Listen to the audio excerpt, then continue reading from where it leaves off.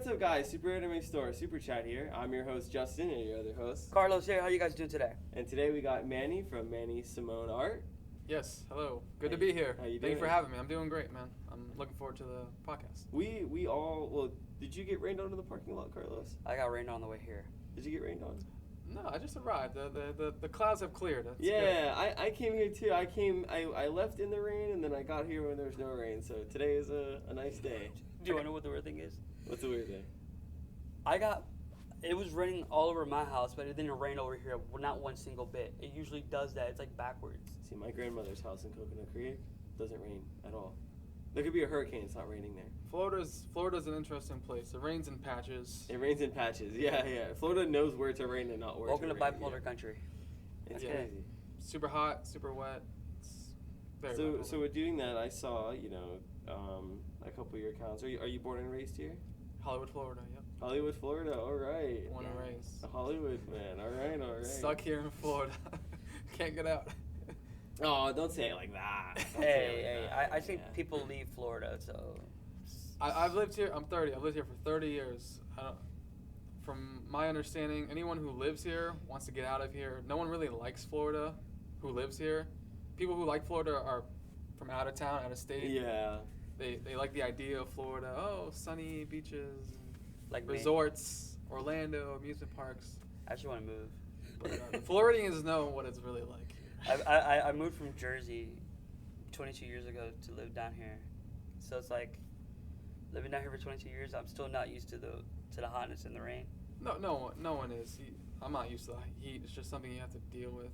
But I will say this: I visited Colorado for a week with my friends, did like a vacation, Oh, okay. and it was so freezing cold, and it was just terrible. I hated it. I loved coming back to Florida. And So it was warm. I appreciated Florida for that, like not having to wear 4 layers of jackets and just be able to go on a tank top. It was like I great. went to New York for the first time. Same thing. I went in February. It's like the coldest. Coming back here, I was like, woo! Felt like heaven. It's a different feeling. Dude, try going during spring break. It's bad over there. What, in New York? No, in New Jersey and New York, because it's like you get either cold and rain at the same time. Oh, well, So it's like- we're used to the rain That's here. called snow. Yeah. Yeah. In the spring. In the spring, okay, imagine you're in like Michigan, right? It happens 24/7. Even in Montana, you get a weird I snowstorm hate out of that in nowhere. Michigan. Yeah, it's bad. Yeah. In Montana, you get it like a snowstorm out of nowhere. First it gets like rain. You see clouds everywhere. You see snowstorms. Aren't people more depressed in Michigan? I hear Yeah, the weather affects Yeah. people's I moods. think- No offense to the people in Michigan. I know Grand Rapids is great. I want to go visit Grand Rapids, but other than that, it's pretty sad. I want to go visit Battle Creek. Oh. I've barely been outside of Florida. I've never been outside the country. See, that happens to us Floridians. We don't really leave because there's so much shit happening here around us 24/7. I don't know if it's that. Maybe that's one aspect, but I grew up poor, so we didn't have money to That's what I mean. travel. I also grew up poor. That's what I mean. That's what he meant. That's what I meant. I There's only like been- so much shit always happening to us. I only been- Oh, to the people. Yeah. I've only been out of Florida for the past like 4 years. That was like to go to Cuba and then come back like, for 2 weeks. Cuba. Yeah, Hmm. that's for my family's from, so might as well.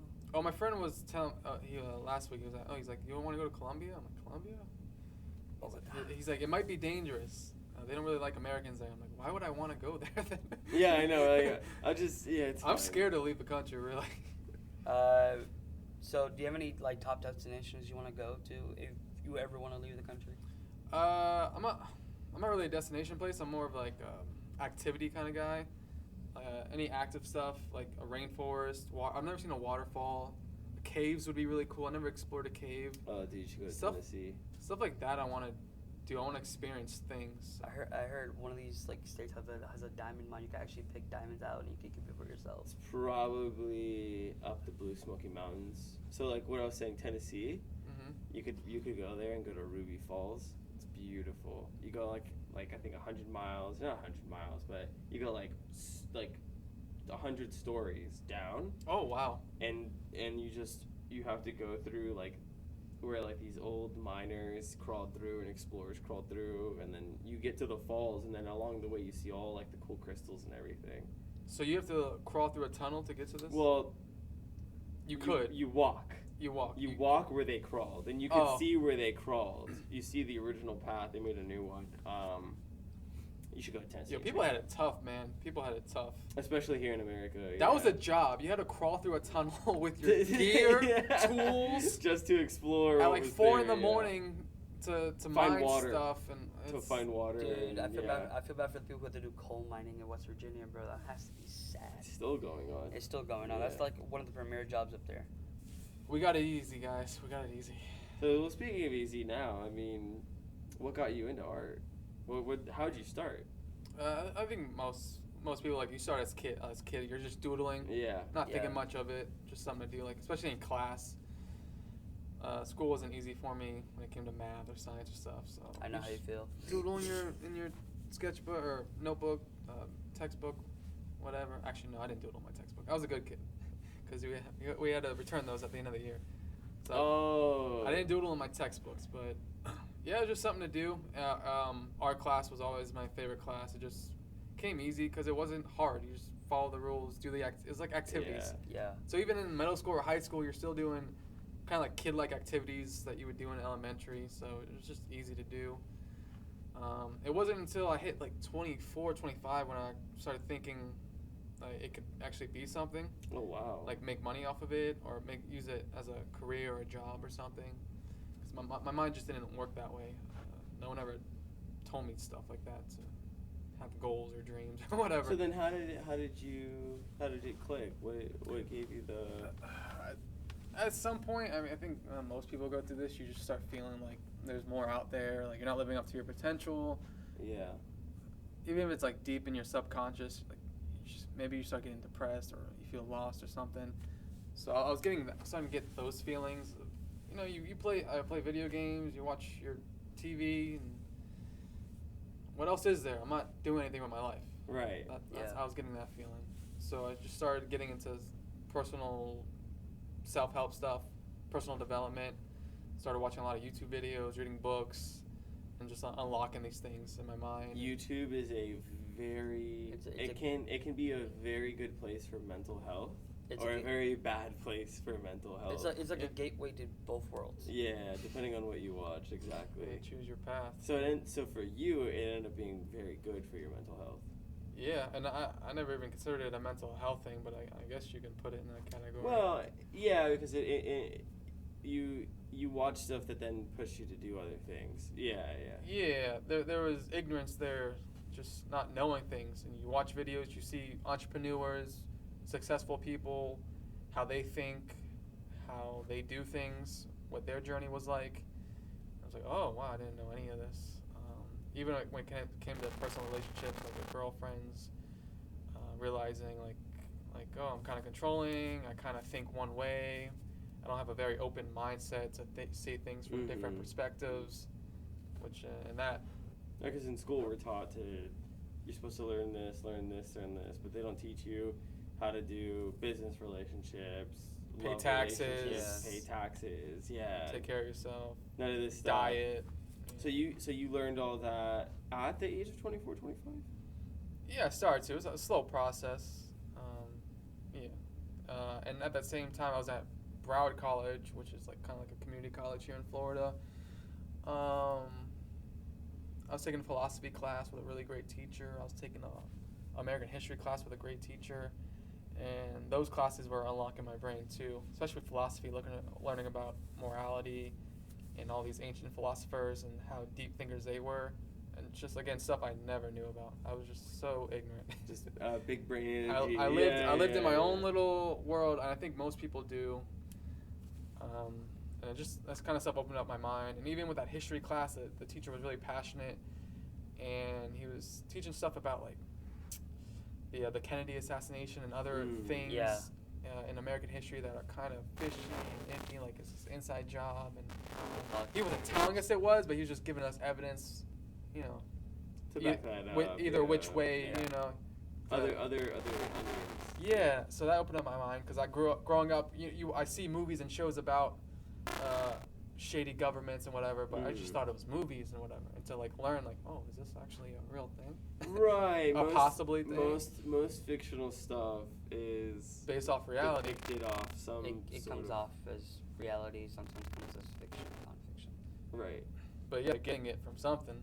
you Right. know. Even like he said, it could be also nonfiction. It's actually true that the government is doing some shady stuff. Especially Yeah. now we know with politicians and stuff. Oh like, yeah. A lot of evil stuff going down. But that brought you to where you are today. So then, what did you start? You said like, okay, I can start doing this, and Yeah. then what was your So the first step is, okay, I need to get better, because I wasn't this Right, at 24, right. 25. I wasn't this.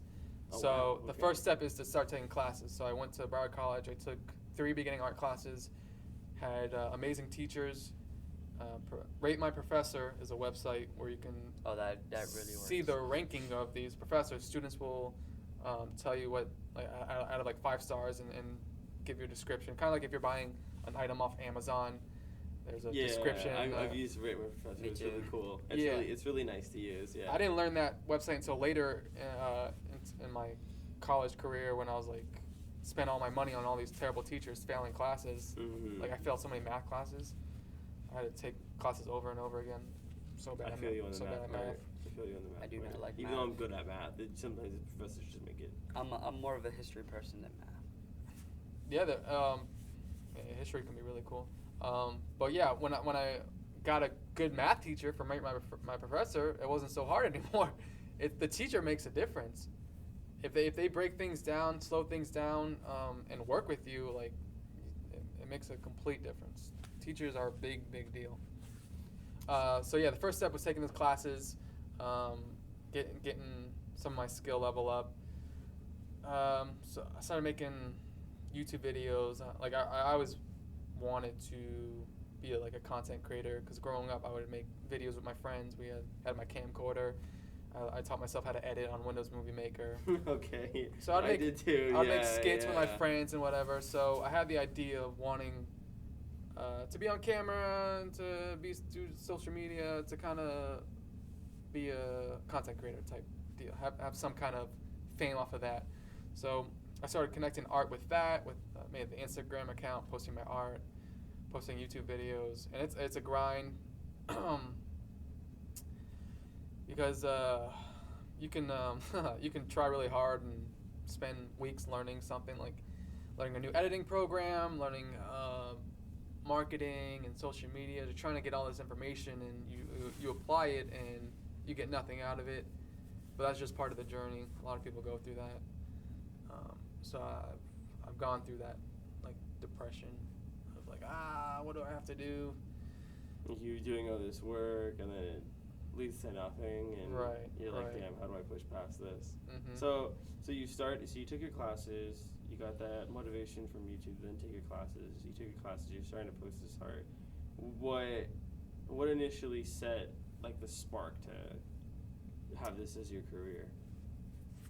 My roommate had a girlfriend, and she would sell at these local craft shows, art shows. Like the farmers market, pop-up shows. Pop-up shows. Yeah. I used to work for like a Crystal Lady, Young Circle. I know there's one that like pops up there on Hollywood. Yeah, they got So- stuff in Young Circle. They got yeah, stuff yeah. in Fort Lauderdale and like Wynwood. Just pop-up shows where people sell their jewelry. You can sell Yeah. art prints. You can sell bakery or whatever. Mhm. Just those craft shows. So she taught me how to sign up for those, make prints. I didn't know how to make prints. I didn't know how to use Photoshop, because I was just drawing some pictures. She was teaching me those things, and it wasn't as hard as I thought. Like on the outside, like I had no idea how to sign up for these things. I didn't know you could. I thought you had to be at some certain level. No, they just Yeah, you just pay for your. they just want your just buy the table. They need the money. Yeah, exactly. They show us yeah. they need the money. Even at conventions, you have to show that you have some kind of work. You just link your Instagram. Yeah, I do have art, and then give them your money, and they'll take you. And Right. It's as easy as that. Right. Then you put in the work, or at least me going on YouTube, learning how people set up their tables, displays, and the nuances of that. Paper size, paper quality. You're gonna use cardboard. You're gonna use photo paper. Where to print it, cost, ink, what kind of printer. You have to learn all those little things. Mhm. which is all on YouTube. So she taught me that, and around that same time, I was watching art videos, and I found this art channel called Schoolism. Schoolism is it's a website and a YouTube channel where they interview top tier artists around the world who work in the industry of movies, gaming, comics, just master level artists. So I was listening to those podcasts, and that channel, they have a website called schoolism.com, and some of these artists that they interview teach courses on their site. Okay. The fundamentals of art. And that I took that for a year, and that leveled me up so massively, learning the basics and fundamentals, because you can't just jump into this. And this is stuff I knew. I preach this to anyone that asks me about art. You need to know the fundamentals. Shadow, light, contrast, perspective, anatomy. Yeah, point, perspective. Shape. Yeah. All these simple things. You don't start with people like action poses and bright colors, and you gotta start from the bottom. The Mickey Mouse one here, that's point, right? Point perspective. With the background. With the especially with the ground. That's one point yeah. perspective, you can say, with the brick ground leading to the kingdom in the background. Right, exactly. Yeah, Mhm. and it's I know most people are like most people would think you would draw them first. I'm pretty sure you drew them after you drew the background. Well, with digital art, you can. With digital art, you yeah. can do whatever you want. On pencil and paper, you usually start with the background first, and then you add your layers of drawing closer to the foreground, basically. Not necessarily. Not to challenge you, but you don't have to. That's not what I usually do. Oh, okay. I'll start with the main character, and then you'll do your background. Yeah, because because like you can, like that Darth Maul that we can show later, the commission I'm currently working on. He's a big figure in that on the paper, and he's covering up a lot of the background. So if you start off with the background and you don't know where your character is gonna be, you're drawing a lot of the background that's gonna be covered up anyways. Yeah. This is why I couldn't draw a character. I was so good at drawing buildings and trees, and as soon as I get to draw a body, I'm like, okay. You don't want to cover up that background because you work so hard on it. Yeah, exactly. Yeah, I see now. That's why you have to draw the character first, and then you put the background on it. Whatever you want to do, there's no rules in art. It works differently for other people. Yeah, with the logic I'm explaining, you'd want to start with the. I think most people start with the main character because that's the star, that's the diva. You want to know where that's going, how much of the paper he's taking up, he or she. Especially if you have multiple characters, they're gonna block a lot of the background, and then you draw the background later. Right. Yeah.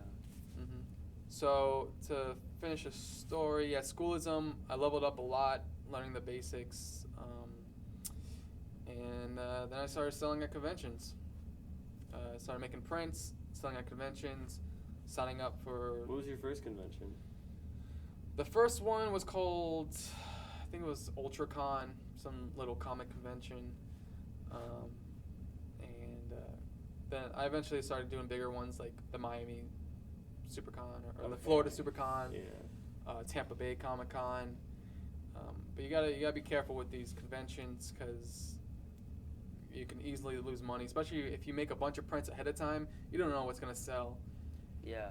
And here's a tip. Before I went to the conventions, I was selling at the local craft shows, trying to get my feet wet, learn how to do this stuff. And first I was making a lot of little things of like, not just prints, but like silly stuff like, maybe people want bookmarks, maybe people want stickers, maybe I'll make my own little mini coloring book. Just a bunch of stuff that takes up space and it starts getting confusing. You think if you make more, you have more options for people to buy. I'll sell more. Right, but just keep it simple. Yeah, keep it simple. Keep it simple. It takes a process to do everything. Oh yeah, it's definitely a process, especially bookmarks or whatever. Everything's different. Different sizes. So you have to edit everything. Different text, different widths and lengths, and it's a lot of work. Especially the way you cut it. Yes, you have to change the perspective of it. It's just it was a waste of time, really, doing all that stuff. Do you still sell any of those other things? No, I just stick just to prints. Just the I prints. still do have some stickers left over because I haven't been doing too many conventions since COVID. So I'm signed up for a Power Ranger one. So I mean, stickers are cool because those are cheaper things and you can just put your art on it. What about the coloring book? I'm actually interested in that. You made a coloring book, or? Yeah, it was just like black and white versions of like my colored digital art. So, but they're hard to sell. Try on like Amazon and stuff like that. Yeah. Have you tried publishing them? No. I have not. I'm No, just, don't feel bad. It's like a lot of people like on here. Like I just say some things. It's a different perspective. You might have not ever thought about it. You know, like because my partner, she's publishing her poetry book, her second one. So I just know like there's different outlets. You know, I asked her like, oh, why didn't you take it to a local bookstore? But she's like, her thing is publishing it online. You know, so your thing is going in person and setting up shop at cons, and you have a website too. I have a Ko-Fi or Coffee, Manny Simone art. Yeah, whatever, however you pronounce that. Yeah, I say Ko-Fi too. Yeah. But nowadays I'm streaming on this app called Whatnot. I don't know if you guys ever. Oh, heard of you do. You auction it. Or not auction it, but you. You can auction. You can do buy it nows. For anyone who doesn't know, Whatnot is like eBay but live stream. The past year and a half, 2 years, they've transaction over $1 billion. That is So it's grown quickly. They're heavy into the convention scene right now. You'll see them if you go to a convention.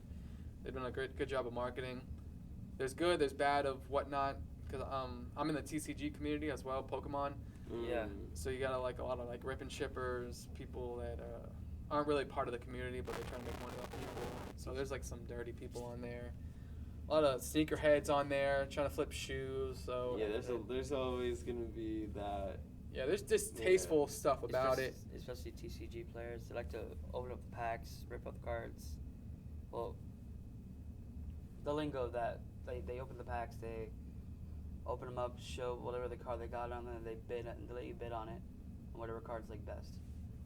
Oh yeah, they open the pack live and then they sell it right there. Yeah. I haven't seen that. What rip and shippers do is they'll sell the pack beforehand, before it's open. So it's the gambling aspect of, what am I gonna get before the pack's open? So that's how they trick people, because they can pay the money of a rare card that might be in there, but you open it and you get nothing. You still paid the money. So you're on there not to sell your prints, but Pokemon cards. No. Oh, I use it for art. So now they have more categories, subcategories where you can. They use comic book people are big on there selling comics, but in the comic category they have a subcategory for comic art or manga art.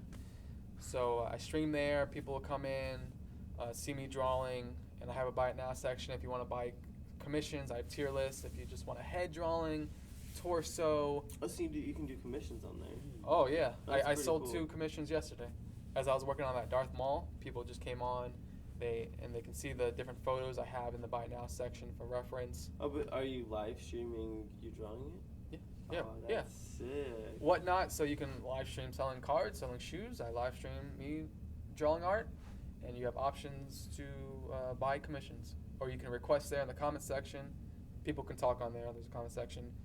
Hey, could you do Batman? Could you do this character? Swamp Thing, whatever. Like, yeah, just buy it in the buy now section. I can start it right now. So getting back to, so you started doing the cons and stuff. So, and is that when it finally hit? You were like, oh, this is it. No, I never felt this is it. It's because you're always in the struggle. You're always trying to figure things out. Okay. You're like conventions. Some will be okay. Some I'll break even. Some I'm losing money, especially when you're traveling. We're here in South Florida, like Tampa. You have to drive 3.5, 4 hours for the Tampa convention for me. Or if you're going to Orlando, there's a convention called Ranger Stop. That's in Orlando. We got double it. Yeah. So it's because they're in back, so 6. Yep. Yeah, 6 hours Tampa, Yep. 6 hours Orlando. So you gotta pay for the hotel or Airbnb. I do Airbnb. It's cheaper. Especially if you buy ahead of time, you can find great deals. Yeah, like $46 for like a 3 bedroom apartment. You're like, dude, yeah, I'll take that. Like, Heck what? yeah. It depends on where it is, Mhm. where you want to get the apartment at or house. Orlando has some nice ones. Yeah. Yeah. You can get, Tampa's are usually creepy. They're right next to someone's, like, it's like a guest house right next to someone's kitchen window, and I'm like, there's no privacy. the worst, Yeah. I had to learn this the hard way, man, because you can buy an Airbnb and it's in the same, you're sharing, it's in the same house with other people. Like I So guess, my first Airbnb, it was like solo. It was like separate from the house, separate entrance. No one bothers you. You have your own room, your own bathroom. You don't have to see anyone, talk to anyone. My second Airbnb, thinking it's the same thing, it's an apartment and there's people in different rooms in the same apartment, and it's a shared kitchen, shared bathroom, shared living room. I'm like, oh, this is weird. People are dirty. So now like, I'm really careful now. I make sure to look at the fine print. I have to make sure this is a solo room. Yeah, me for me only. Yeah. Yeah, my own bathroom, my own cooler, or my own mini fridge. Oh, so not just but have you found, like, with your art though and selling it, that there's like you feel like, okay, this is it now? Right now, I'm in a good stride right now. So to go back with the convention stuff, the tables are like $300. You're competing with so many different artists. If you've ever been to a convention, you go to Artist Alley. Yeah. You have all these hungry artists, just like me, with their setups, and the fans, their eyes is like, where do they look? Sometimes they just have blinders and they're not even looking at you. A lot of times they're there for just to meet an anime guest or a comic book creator or something. So it's hard to get attention. It's hard to compete with everyone. So it's hard to make money there. So that's why I'm really selective with conventions now. I try to go to smaller ones. I wouldn't buy a table at a bigger one now. You should go to a taco. Otaku Fest or Holiday Matsuri. I sold at the first one, the first Otaku with the hurricane. I don't know if you remember that, but it almost got canceled. There was a big hurricane. Yeah, everyone's still in. That's the one I didn't go to. Yeah. Yeah, there was a hurricane. People were canceling, and it still ended up being a great show. And I know the guy, Wenji. Wenji, yeah. Yeah, Wenji's Wenji. awesome. I just saw him at the Florida SuperCon a month ago. He was there just hanging out. Really cool guy. He busted his butt. I only went to the first one. I didn't sign up for the one coming up, but I told him, hey, if a table opens up, let me know. But yeah, back to my point though, that the first Otaku with all the stuff going on, it was still a great show. Like the guy knows what he's doing, like with the panels and the activities and the fun stuff. Like he's a fan. He knows what we like. Exactly, yeah, and this has kind of been a reoccurring, you can ask him, it's been a reoccurring topic on here, how SuperCon is, like, for us, like, as an attendee, is, like, kind of, like, on... It's going downhill. And Otaku Fest is just... And he hasn't even been to Otaku Fest. So I've dude, never like, been to Otaku Fest. Have you been... Well, you went to SuperCon. Yeah, the last time I went to SuperCon was, like, what, 2013? Oh, good. When it was actually still... Yeah. When it was actually still good, and it was going, like, downhill He just knows about how it's going. Like, I've gone... Like, I know the and series... recent. I know what happened behind the scenes. So I, like... Different owner. Yeah, how it changed and everything. So it's like, it's a controversial topic. I don't want to talk about it. I can talk it off the camera. Well, but, we'll talk. We've already said too much, so go ahead and continue. Yeah. A lot of crap happened behind the scenes. Mm-hmm. Changing owners. The first owner really messed it up from the beginning. Mm-hmm. It just went downhill. Now it changed to new owners, and it's still crappy. It's so crappy. It's I still love that crappy. face. He's like, It's still crappy. Yeah, I just went to the recent one. It wasn't good. I haven't been in SuperCon since that era. 2022. Yeah, Yeah. the one that just happened. They didn't have a lot of comic guests. The panels. It's not a lot of. They had like anime guests and voice actors, but not a lot of cool panels. MegaCon was great though. MegaCon was too good. The one that just happened, it was insane. It was like 100,000 people. What was it? MegaCon in Orlando. Oh, MegaCon. I've been meaning to go to a MegaCon. I've never. It was so stuffed. You couldn't even walk there, man. It was insane. That means it's good. That means it's good. It was too many people. They Did you sell out, they or- should have cut it off. Yeah, they sold out. So did you? No, I didn't sell there. I was there as a guest. Oh, okay. I wouldn't sell at these big conventions. Not anymore. Just from my experience. It's Right, just like you said, you only going to too the much small competition. Are you going to whole mat? Like, this year, like college. I've never ones been to are- Hall Met. It's all the way in Orlando. I think it's good. It's awesome. A couple cosplayers like to go there. I do like the smaller stuff nowadays, just with less competition, where I can actually stand out. Yeah.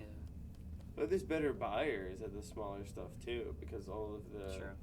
like mainstream people, you know, the people who don't even watch anime, their kids got into Demon Slayer. They don't know what anime is, and they're letting their kids watch Demon Slayer, and their kids shouldn't be watching Demon Slayer, in my opinion. Yeah. And they're going to SuperCon, and they're buying all the stuff that's there at SuperCon, which is mostly fake figures and a bunch of like cropped Photoshop prints. you know exactly what I'm talking That's about. true. You go to Otaku Fest, it's definitely not a place for kids, which is great. You know what I mean? It's everyone who truly, like almost everyone is in cosplay. Well, Like kids can go to Otaku Yeah, Fest. kids can go to it's Otaku great for Fest. kids. Like it's not like rated I'm R. just talking about some of the art that was on display. Some of the art, Yeah, some of the yeah. Certain panels too. sections. Some of the panels too are rated R, but it will say it on the description of the Plus, they put brochure. posty notes. What I meant is like, it's like SuperCon is like a Disney World version of Otaku. It's superficial. Yeah. Very yeah. superficial. Exactly. Mhm. It's more of like a family's event where like Otaku Fest is like, hey, warning, this is this like we do at our store. Like if you bring our kids in, warning, Yeah. there are some like figures and stuff that are in our store. Otaku Fest is like a renegade. Yeah, I love it. I can never stop thanking them so much for existing as a con. It's so great. It's so great to go. Definitely going this year. I only went to the first one. I haven't gone since, so I'll have to go to the one coming up. I went 21. It was good. I keep hearing about it. I never went. We'll go. 22. But we're going. the only thing I don't like is the location. I don't like Miami. But see, if I take you around Miami, you'll love it. I don't know. What's your opinion on Miami? I hate it. You hate Miami? Miami's the worst. I Especially was the just Palmyra there, and Expressway. I was just there. I brought my little sister to Super Blue Miami, this museum thing, which sucked. It was terrible. And then we were walking around looking at the Wynwood art walls because she's never seen it. And then some guy started following us and chasing us. What? Yeah. Was it like one of the homeless people? Or? Stalker vibes. Yeah, he was stalking us. He did not look cleaned up. That tends to happen when He didn't look completely homeless, but he did look kind of dirty. He looked like he was on something. That's Wynwood. That's Wynwood. If you're not part of like the huge crowds, like usually what happens is the police go and they push all the homeless out for big crowds, and then like for a couple of months, like the homeless take back over their spot in Wynwood. This was 2 weeks ago. Yeah. So Holy shit! nothing big was going. It was no big event. Yeah, Just exactly. a regular day. That's normal Wynwood. I'm Yeah. sorry you had to endure that. So, back to the question at hand. For your art, would you ever like do the Art Deco, like anything artistic in Miami? If you were at the chance? Would you do Art Week? Art Week. That's tough. I don't know if my art matches that audience. I don't know what Art Deco is really. I don't know a lot about it. But is that more like abstract art or? Oh, Miami Art Week is it's Art Basel. Art Basel. It's on South Beach. It's in Wynwood, and Wynwood is more of like the fine art. We put quotations around that obviously because everything's opinionated. I went to Wynwood this year during like Art Basel Week or Art Week basically, and walked around this gallery and saw like thousands of pieces that were like over $3,000, $4,000, like crazy stupid stuff, and then what usually I'd go see is like all the setups and arts that's on South Beach, and that's where you could probably go sell your art because that's where like other artists. And Are these tent setups? Yeah. Yeah. I retired from tent setups, and I'll tell you why. Because I started with the local shows, there was a lot of tent setups. It's a lot of work. Like you're just sweating, especially in the Florida heat. Yeah. Setting up this tent, the table. You're dealing with the elements. I've had situations where it would start pouring, raining. You have to rush and put everything away. You're dealing with puddles, and I'm dealing with prints and art. Like they don't go hand in hand. Yeah.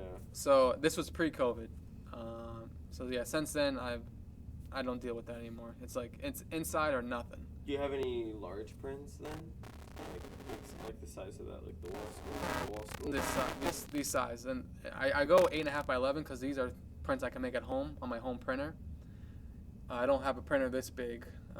that would cost a lot of money, but most artists have to outsource it to a shop like Office Depot or whatever to print these things. Sure. And the problem with that is, you have to hit a set number, and when you go to a convention, you're left with a bunch of prints that you didn't sell, and I don't like that because that's money wasted. You don't know if these are ever gonna sell. If I bring my printer to the convention, I plug it in, go off the Wi-Fi of my phone, or if the convention has Wi-Fi, and I can print to order. So I'll have a couple ready to go. As stuff's running low, I can just print more there, print to order. Whereas if you go this size, you go this side at a time, you have a big stack, you know. Do you do that at your booth, or you do that in your room? I can do it at my booth. That's sick. Yeah, and I've never seen anyone else do that. That's pretty sick. No one's steal the idea. Patent that technique. That's yours. That's yours. I've never seen anyone else do that. That is sick. Yeah, because I remember I bought like some really cool techwear like print of like a character from an anime, Kill la Kill, the main character from Kill la Kill. And then I was like, oh, what about this one? The guy was like, oh, we're out. And I was like, dude, how are you out? Like, didn't you, like, wouldn't you think, like, that character you should bring the most of? You know what I mean? Plus, you drew them, like, very explicit. You know what I mean? Mm-hmm. So it's like, yeah. Like, that's super smart. Because, like, I'm pretty sure if I came up to you and I was like, dude, and you're like, oh, I'll print it for you. Like, oh, I'll wait here for a second. Like, that means I'm going to get my piece. Yeah. You know what I mean? And yeah. You're going to get your sale. Like, and it's I feel bad, like, oh, can you wait a minute? Oh, can you wait this? But never cares. They never mind. Like, yeah, no problem. I'll wait. Yeah. That's what I mean about going to these small conventions. Yeah. Those are the people that are like, yeah, I'm gonna wait. I came here to get this exact thing, you know. Like, I walk around for pins and prints. That's my thing for going to cons. Cool. And maybe like a cosplay prop or something. Okay. To mess around with, but it's usually what I go to cons for. Okay, okay, Mr. PVC. PVC. Oh yeah. No, I'm building a sword for Final Fantasy, but that's another day, another topic. But I kind of want to go back to the art stuff, because I was, in case there's any artists out there, I want to like bring it full circle. So pre-COVID, I was hitting the convention scenes pretty hard. Some good conventions, some bad. COVID hit, everything shut down. When COVID hit, I made a TikTok based on Pokemon. It was strictly Pokemon content, because I got into trying to flip sports cards, because that became a thing. Like, cards blew up, and I was following influencers. Is this like your other 2019 Instagram page that you have for the cards? Yes. Okay, yes. Okay. It's converted to. It started off like trying to flip sports cards. Now it's converted to. I'm part of the Pokemon hobby. I don't try to sell people anything. I'm one of you guys. Yeah. Oh, okay. Yes. This is like 2019 era when influencers, especially like Gary Vee, starting to talk about sports cards. You can buy it cheap. They're gonna go up in value if they do well in playoffs. I'm like, oh, I want to make money. Let me start doing that. And then I started slowly learning, oh, Pokemon's blowing up too. And I grew up on the cards. I love the Pokemon cards. I still have all my cards. Let me switch to Pokemon. And then I just became part of the hobby. I was making all sorts of Pokemon content, whether it's opening cards, making skits, giving information on the TCG, or buying stuff, whatever. I ended up getting 100K followers on there. So through COVID, I wasn't going to conventions, but I was still practicing art here and there. I kind of got out of it, but I was doing Pokemon art here and there. And I do have some cool Pokemon prints and art here that we can show at some point. And I ended up going to a Pokemon convention. So I was keeping my skill level up and challenging myself here and there with art. But it did slow down, and I was getting out of art a little bit. And then recently, I just like got back into it. I got back into comics. I met someone on TikTok who's in the comic hobby. She sells comics. She goes to conventions. And then I met her at MegaCon. And then I got the idea to, instead of trying to sell cards on whatnot, let me try drawing. Yeah. And that's been going well, man. I've sold more conventions in the past couple months than I have in the past couple years. And it's been going well. So that's where I'm at right now, just on whatnot, just trying to push on there. And you're doing a lot of like the Darth Maul.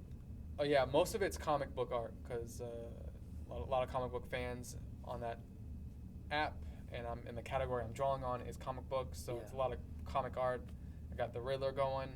I just did a Riddler commission. I did a big DC one that's on my Instagram. The guy wanted 7 different DC like Golden Age heroes, like the old school Flash with like the tin helmet, the old school Green Lantern, Hawk Girl, and whatever. It's the biggest piece I ever like. I never had that many characters on one piece, and then I bought bigger paper just to do it, and that's the same size I'm doing this Darth Maul on, and it's cool. I like doing bigger paper. You can just put more detail in there, but.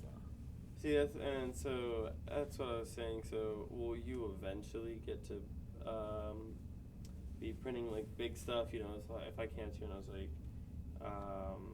or if I got a commission online, I mean, and I was like, I want it to be like this size. Are you going to draw it and then print it as that size, or? Those are 2 different options there. You can either want the traditional on paper or on canvas. That way, it's real, and I can do it on a bigger size. It would just be more money.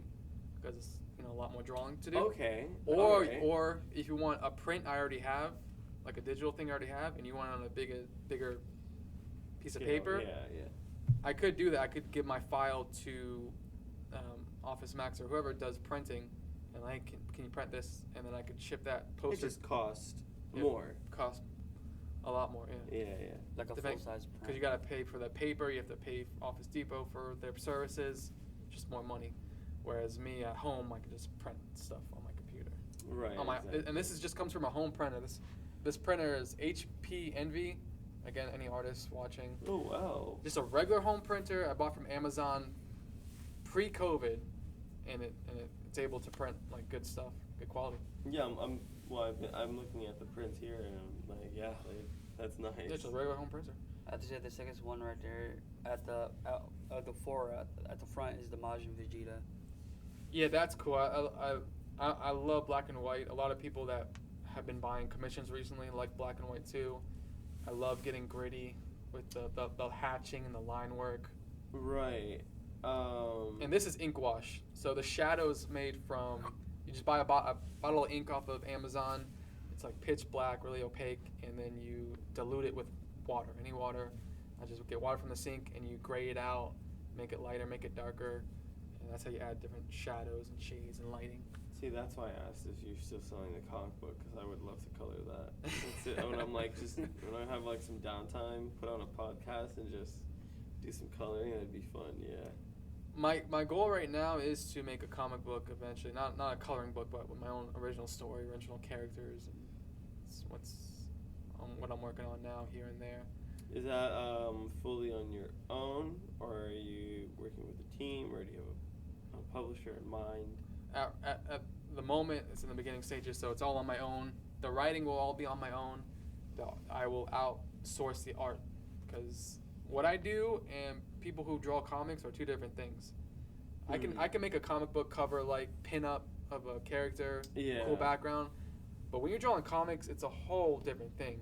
Trying to turn a character in perspective, down shot, up shot, side profile, drawing a city, a dresser drawer, bed, knowing what everything looks like. It's so much work. It would be easier for you because I don't know if you're on YouTube in the sense of, well, you're on YouTube. Do you know Moist Critical? No. Penguin Zero. He's a YouTuber, and he created a comic book recently. But him and his team, none of them have like any artistic skills, or I think like experience. One of them does, right, with something like that. But they outsourced it, and I can tell like they took a lot of time explaining stuff, because I know like with artists, like, well, I know because I try doing graphic design work for people. Everything someone tells me, I'm like, okay, I can do that, and then I try to explain it to them, like how it has to be done and things like that, like what the limitations are and things. They'll never understand the limitations. They're just like, why can't you do this? And I'm like, well, someone who's not an artist. Right, exactly. Yeah. It's like this specific thing, or especially when it comes to copyright, people don't understand what copyright is. But I know you'll be able to probably draw like what you want and show them like, this is what I want. Yeah, like the gist of the character, the feel of the character. And that will translate very good. So I'm excited to we'll follow and we'll see what happens. I'm excited. Thanks, man. Yeah. Trying to make a nice epic apocalyptic thing, man. Dude. I was just watching Umbrella Academy. I don't know if you. I watched season. Yeah, I saw season 1 too, not the third one. I'm watching season 3, but it reminds me of 5. That's season 1 where he's by himself and Oh, the apocalypse. I can tell you the premise of it. Do you know the 4 horsemen of the apocalypse? Yeah. Yeah. The God is supposed to send them down and send people to hell, send people to heaven. It's the end of the world, and plague will run the world, and Right. war, and just famine, and just demolish the planet. It's gonna be terrible. So the story is the horsemen coming down, and pretty much America or the world trying to fight against them, and what that would look like. So them not sitting back and just dying, but how would that go down? Are there any powers? Yes. So powers from us. No. Oh, okay. This is when like the superhero aspect or the anime aspect comes into play. Like give these horsemen, powers and nuances and different characteristics, what their skill sets are. Are they the protagonist or antagonist? A little bit of both. A little bit of both. Yeah, Okay. I'm trying. It's not gonna be like a straightforward like good versus bad. It gets. It's like a Gundam. You pick what side you want to root for, kind of, and then eventually there's like a turning side of who actually wins. And The characters change. The characters do change. People you think are good may turn bad. Stuff like that. It's not like a straightforward, simple thing. I'm trying to make it interesting. And there's going to be a little sci-fi involved. I will make the military a little more futuristic. Maybe with like androids or robots or something. Like full-blown armor. It won't be like a robot army, but maybe like just one character they're working on, Like one like like AI right, type yeah. deal that they have. This kind of reminds me of Record of Ragnarok. I don't know if you watched that. No, Record of Ragnarok. It's fucking amazing. We're, by the way, I don't know if you curse a lot, but we're past 10 minutes, so you can curse. We're definitely past Alright, 10 minutes. Yeah. What do you mean past 10 minutes? What do you mean? Oh, the first 10 minutes you're not supposed to As curse. soon- as So soon- if your YouTube video is like 10 minutes, you can't curse in the whole thing. Oh. Yeah. As soon as I heard the four apocalypse horses, it made me think of Red Dead Redemption. The video games, like Is there DLC for that? there's a DLC where you can actually have the 4 horses of apocalypse. Yeah, I think Oh. I've seen that. I never played the game, but I know. When did that come out? The Horsemen. He's gonna. I just go- want to see what their interpretation of their It's- designs are. It's, you get fire, you get famine. It just shows you the 4 horses, and you actually get to ride on them in the game. That came out a year ago, 2 years ago, 3 years ago. Like about give or take 6 years ago. Oh, okay. Maybe I've seen it. Red Dead Redemption 1 came out in 2010. Cool. There's a lot of cool Horseman stuff Yeah. to check out. I think. I mean, X-Men, If- Apocalypse's Horsemen. Right, that's a If- good interpretation. Yeah. If you want to play a good video game, sorry to get off the topic here, Detroit All Human. Detroit Become Human. Well, that's where he could probably get his futuristic. Yeah, that's where you can get the aspect from. futuristic It's not aspect too from. futuristic, but it's futuristic. Yeah. Right, because it's still I'm giving him sci-fi. ideas. Right, exactly. Yeah. My premise is based on like much reality as possible, just sprinkling some. Detroit Become Human sci-fi is as realistic, I think. 'Cause That or Mass Effect. 'Cause No, I think that's it's too too far. futuristic. Yeah, too far. Yeah. It's too futuristic, but it shows you what life is in the future. So it's kind of like sci-fi. That'd be after the 4 horsemen are done with the Earth. Yeah. That's how far future that would be. Yeah. And that's pretty cool. So you plan making this, but we won't talk too much details. It's like giving all the spoilers out already. Mm-hmm. And you plan on outsourcing it, which is pretty interesting. But you explained why, because it's drawing like a still versus having to draw the character in the 3D dimension And movement. Yeah. Plus, comics is its own storytelling style. There's a lot of knowledge you need to have to tell a story with panels, size and shape. And What comics did you grow up on? I didn't get into comics until like later, like teenage years, when I found out you can rent some from the library. I didn't even know that. Oh yeah, man, they have What the hell? so many mangas and comics. Oh yeah. I know about the manga. I didn't know about comics. Oh yeah, Yeah. and you could go online and order them. Like if they have them at a different location that's far from you, you can order them and they'll drive it to your local library and you just pick it up. So you just go to the library, Pick up a bunch of comics, yeah. and read them all. Wow. Okay. But I grew up on Marvel cartoons, like the animated Spider-Man, X-Men. Justice League. Justice League came when I was a teenager. Amazing cartoon, Justice League. One of the best cartoons ever, along with Avatar. But as a kid, growing up on, the Batman show, Superman show, those cartoons. Of course, anime too, Pokemon, DBZ. DBZ was my life. Yeah. I had to represent DBZs. I slept, ate DBZ as a kid. I think I'm also there with you. I have Me the too. design on my arm. Yeah. Me too. Been watching since the beginning. Yeah, Dragon Ball Z. I have it on VHS with all the bloody gore and stuff like that. So Yeah, I collected the VHS tapes too. I still have all those with the pictures on the side. Yeah. You can make a puzzle. It all connects. Creates the whole thing. Yeah. I have all that stuff, man. I mean, my mom's friend as a kid, she would print out pictures from online, like black and white pictures. My mom would get them from her, and my mom would give me these printed out pages. And at the time, the internet was new, so to see all these like cool Dragon Ball Z pictures, and I got to color them. They're all black and white, and I got to color them. That's what I would do at home and in school. Dragon Ball Z characters were definitely like the first characters I was ever drawing. Drew those forever. And That's pretty cool. Okay, that's sick. Is that your own shirt? no, this is from GameStop on sale too. Got it for like $10. No, GameStop is such good deals. Sometimes, a lot of times they overcharge. Have you been thinking about making your own T-shirts? I used to make T-shirts, not of my own art though. Back before I got into conventions and all that stuff. Like I'm always like trying to like make money because I'm poor. So I'm like I need to make money. And then I was taking my art classes in college, and we were learning about printing on posters and stuff, doing screen printing. And I was like, oh, maybe I can screen print on T-shirts and sell it on Etsy. So I taught myself on YouTube how to what to buy, how to screen print. I learned that whole process. It was a nightmare. I sold shirts on Etsy for a couple years. I ended up getting blocked and banned from Etsy. What for? Because it wasn't my art.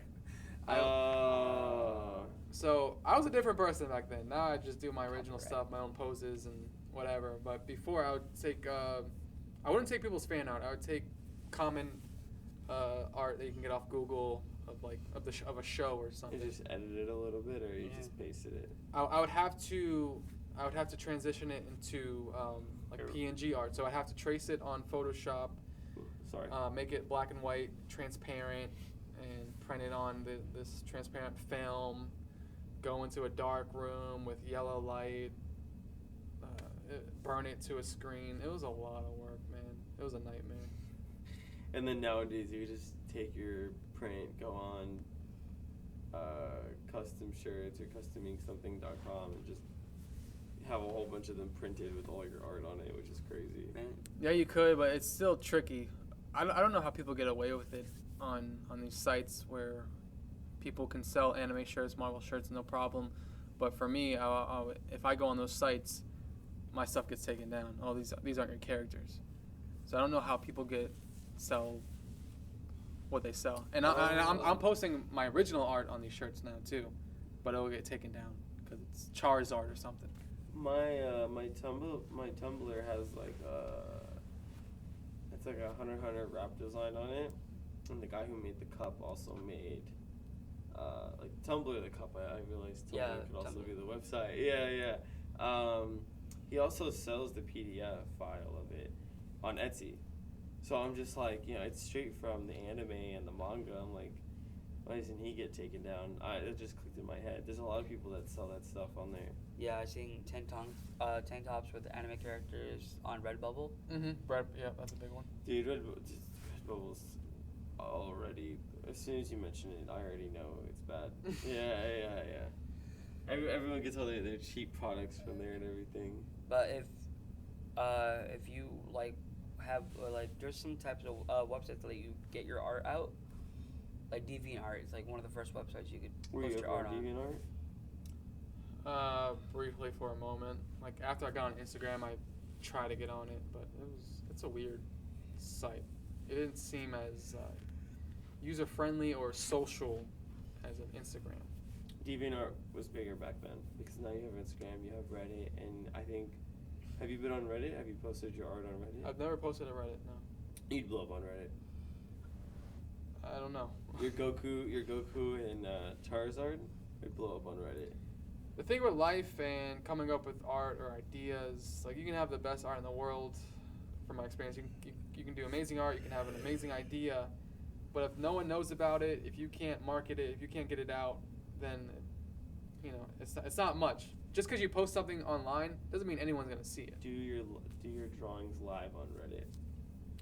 You can stream on there. You can stream on Reddit. You can stream. I thought it was Reddit. just No, you can stream on Reddit now, and a lot more people are getting bigger. Is that new? It's COVID new. Okay. So it's like since COVID around that. That's time. good. I like apps that are like on the upstream. That way right. There's not as much competition. Right, and I think that's what I mean. Like you should be on Reddit because you're doing it on Whatnot. Whatnot. But you should probably do it on Reddit. You'd probably get more commission. You can do commissions probably through Reddit. All right. Yeah, I'd have to try that. And you could have like your own like, because most people have like their personal accounts on Reddit, and then you have the main pages on Reddit, which are r/funny or r/ I bleach, which is like if you see something fucked up on the internet that day, you can go on there and you see like a bunch of cats and dogs and like cute animals, and then you get like super happy feelings and stuff like that. But you could probably have r/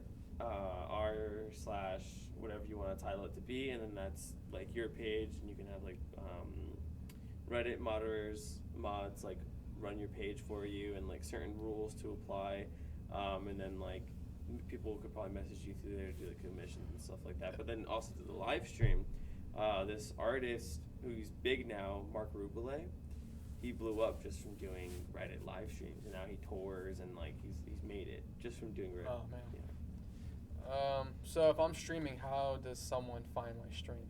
Reddit will just put the Reddit live comes up, and then people can click like almost like Omegle. I think I like a username or something. No, it's like a button. So like, let's say I'm watching this guy do like a live mix of like some cool music, and I want to listen to a new one. I just click new live, and then it like a TV screen static, and then it loads a new live. It's all random, so it's not gonna push. Say I'm doing Goku, it's not gonna push it out to anime fans. It will push out to random. Or? It will, and then people who like look at content related to that. On the stream, is it based like keywords? Is it based off the title? Can I put hashtags on the stream? Yeah. What's cool about Reddit and what's cool about it is that you don't have to like always stream like a Twitch thing. You know what I mean? You can put stuff on the screen. You can put links.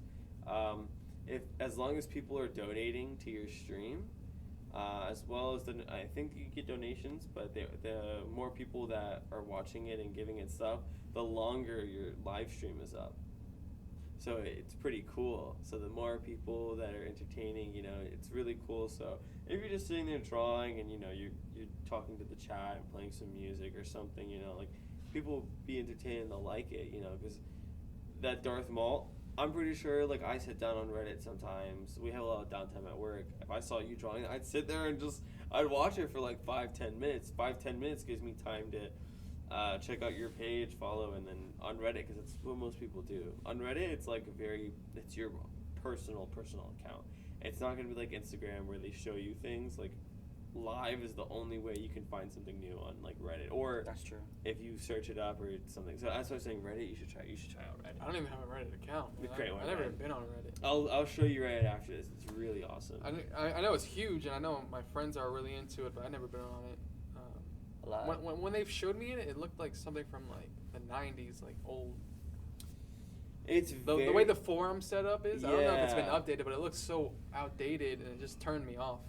No, so that happened to me first when I first started using Reddit, but it's such a user-friendly like app and website, and it's been built from the ground up, and like their motto is front page of the internet. Okay. So like you know, when you load up Google or something or whatever, for them, they're saying, like, their app is the front page of the internet. Like, they have everything. You know, if you want to find out what's going on in Ukraine, you go /r/Ukraine/r/Ukraine war, and, like, everything is updated real time. Mm-hmm. It's really cool, yeah. So you could, like, every single art that you do, DC Comics, every character, Ninja Turtles, Michelangelo, there's an r/ for it. And even though it's the same post, you can just post it there. And, like, you'll get from, like, all these different subreddits people to follow you. And, like, oh, I do commissions, you put that in your bio. So, like, Reddit, you should try Reddit. And people can share your post? Or? Yeah, so, okay. like, if I'm on r/sick art and a broad general art, you could be on r/Michelangelo, and someone shared it to r/sick art, and, like, I now found your page from someone sharing it from another subreddit page. Can you post reels or videos to it, or is it just photos? You can post reels and videos. It's gonna be like I would do it on, like, Instagram or TikTok first, and then just upload that file. But you can post video and GIFs and a bunch of cool stuff. Yeah. Okay. Cool. And it's protected, so the only way people can get your art is by screenshotting before. I think you could still save if the creator lets you save, so, like, people who post, like, funny anime GIFs and stuff like that, like, they allow you to save and stuff, so. Yeah, I'm never too concerned about people taking my art because I have the original. I can prove I'm the artist. Yeah. I got it on paper, and I have the original files if it's digital. Do you have any watermarks on that you did? I used to do watermarks, but I really don't care anymore. It's no one's out there trying to take my art, really. Like, I'm not that big where. Not yet. Yeah. Have Yeah, you heard not of yet. Wiz Yakuza? Oh, he had a fucking. I know his work. Yeah, I remember I saw a few of his posts. He had to fucking contact his lawyer and did this whole thing about shutting down this team in China who, like, stole all his work and were selling it. It was crazy. Oh, Yeah. okay. Yeah, well, It happens. he got huge, and I see so many other people now doing his same little, what would you call that? How the face changes. Yeah, it has a term. If you go to conventions, I see people doing that now. Quick change. It's like a holographic thing. Yeah. Yeah. Mm. But well, where do you want? Because, you know, you said you haven't hit. A couple people I've asked, they say they felt like this is it for them, but they're gonna progress with it. You say you haven't even felt like this is it. So where do you want to? What's your main, like, boom, I made it? Where's your Stanley moment? Yeah. If I can share my dream with you, it's scary to share dreams because they're so big. Yeah. That's true. Mm-hmm. They feel like so far away. Especially when you tell it to someone else, you start Yeah. questioning what you're saying. Yeah. I'm more comfortable talking about it now, just Right. because you know dreams can be kind of unreachable, but that's why they're dreams. It's something to strive towards and enjoy the journey. But my dream is with this comic book for it to hit. People love it. People want to buy it. People want to see me at conventions. I'm hosting panels about the process. People want my autograph. The comic's so good that it's made into a cartoon or a live action show Right. or a movie. That's the dream. I want to. It may sound vain, but I do want to become famous off of it. But I guess I want that recognition, like I accomplished something.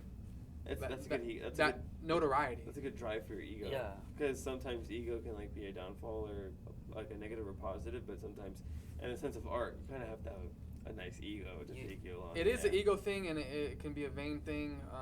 It's something I need to balance. I was just talking to someone about it. Like, she's like against that way of thinking. She's more into, you know, why do you need why do you need to be famous? Why can't you just, like, help people? You know, I'm not against helping people. What? don't get it twisted. Like, it's just it's an aspect of my mind where I want this thing to be popular. Right. Like I just left the art world 2 months ago. I declared it. I'm like, I'm done. I'm not touching this again. Maybe I'll do a coloring book, but I know the thing about that is, like, when you make a piece, like your Michelangelo, the Doom, the Vegeta, the Harley Quinn that's there, the Riddler. I'm almost forgetting what we put up there. I can't see it. You know it's good. Like you have to, you also have to know that it's good. Like you know when you make something good, people tell you it's good, and then you start doubting. Like no, you have to know like my art's good, and then you could be like, but I can also like teach other people how to make good art.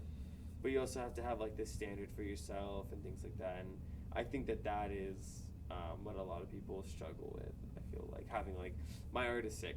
Buy my art. I know people are gonna buy my art. When you finish a piece and you're like, yeah, this is gonna sell.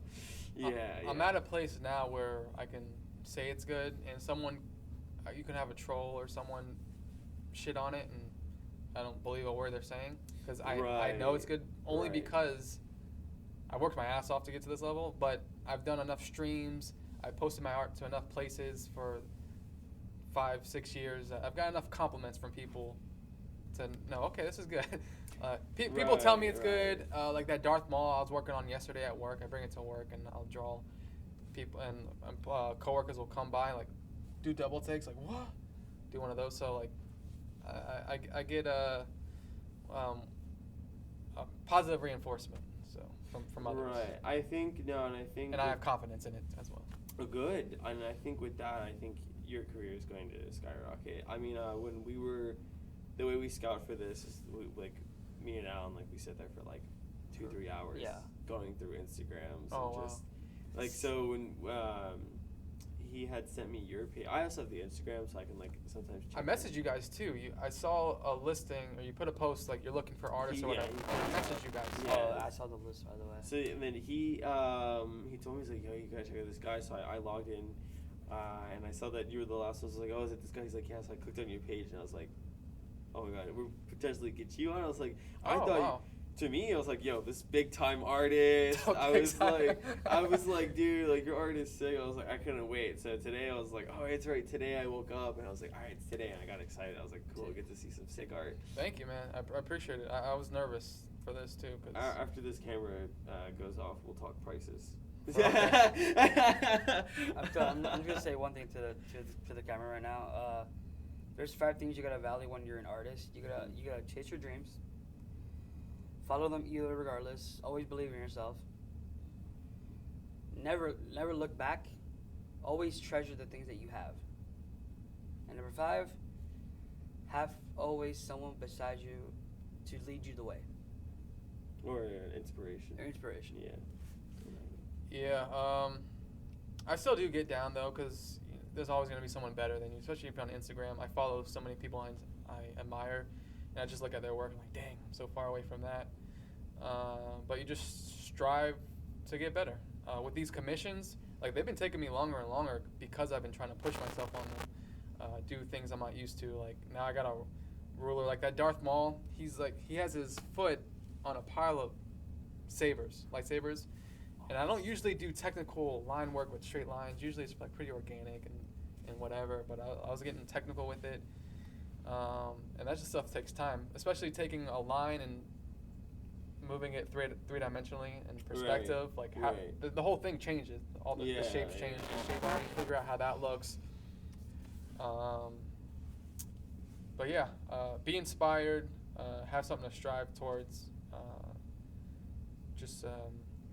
Michael Jordan said this too. Like compare yourself to yourself, like who you were. Try to be better than who you were yesterday. That's the goal. No, yeah, that's great. And like I said, I'm super excited to see where you go. We're gonna keep following you. Yeah. And I think this is number 8.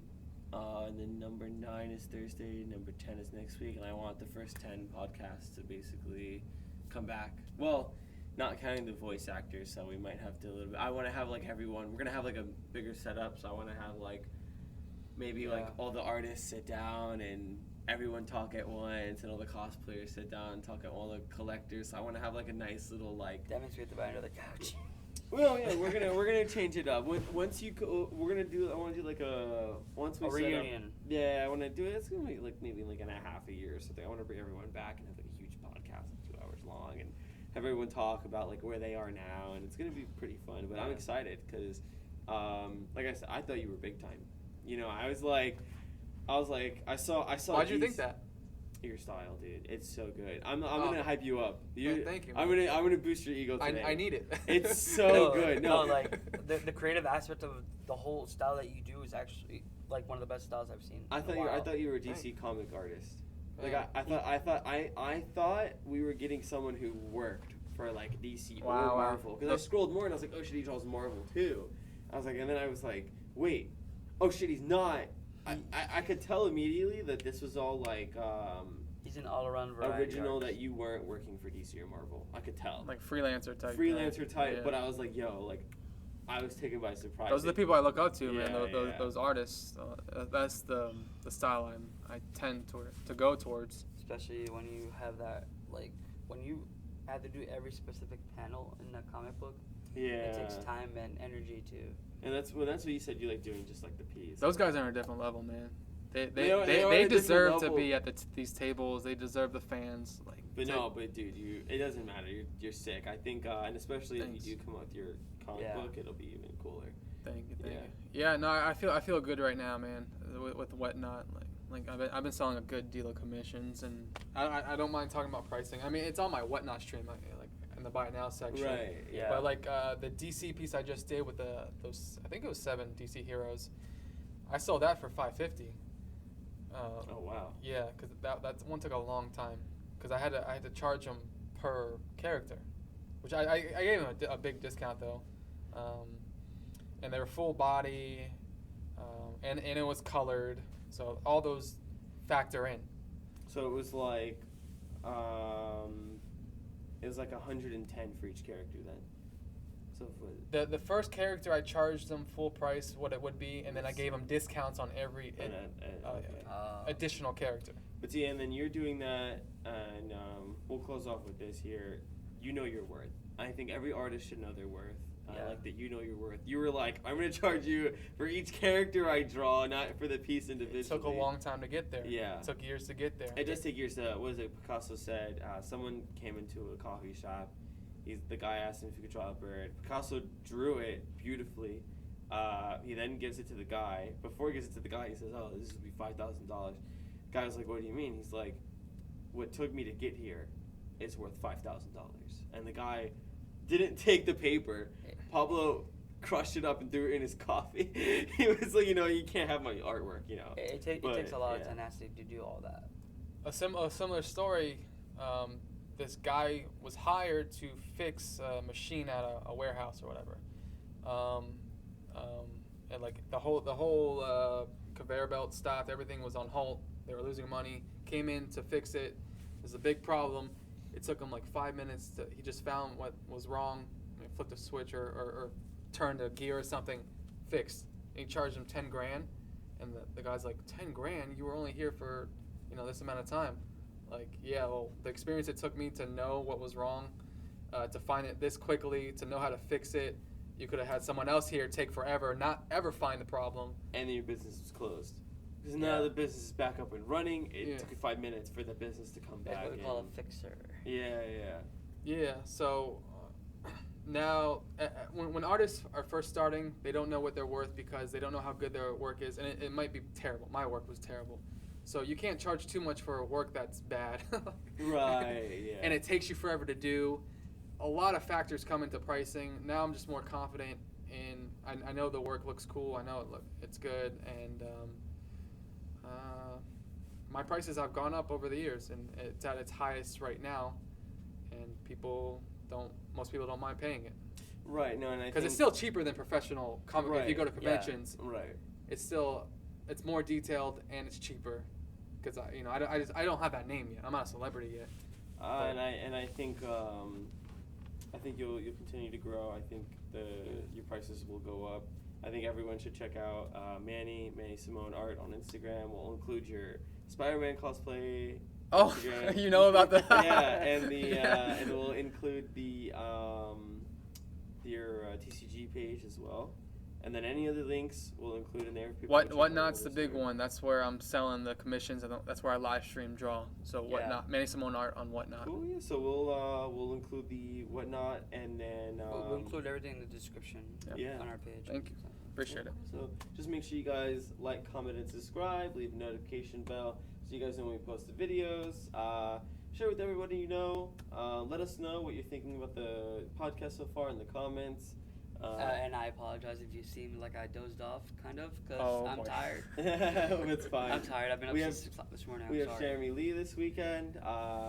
So by the time you guys see this, Jeremy Lee will be happening. So hope you guys did attend to it, and hopefully you come meet Jeremy Lee. Maybe you could do a live drawing of one of her characters. Oh, that would be pretty cool. We'll talk about this off camera, but That'd be really cool. thank you, Manny, for coming on. Yeah, it was thank a you real so much. pleasure. Thanks for having me, guys. Really appreciate it. Yeah. This was fun. Someone commented promo on one of the videos, and honestly, this is for the community. We bring people on here so you guys can get stuff. So if you think this is just a promo, no one here is getting paid to do this. This is literally, we're doing this for fun. We're not getting paid to make these videos. It was fun. Yeah, this is all just to share stories and It's community, man. Enjoy community. enjoy everything here. Yeah. So thank you guys for watching. Peace out, guys. Hope you guys have a wonderful day. Check out what's going on this weekend here at Super Anime Store. Hope you guys love it. Bye. Bye. Peace out.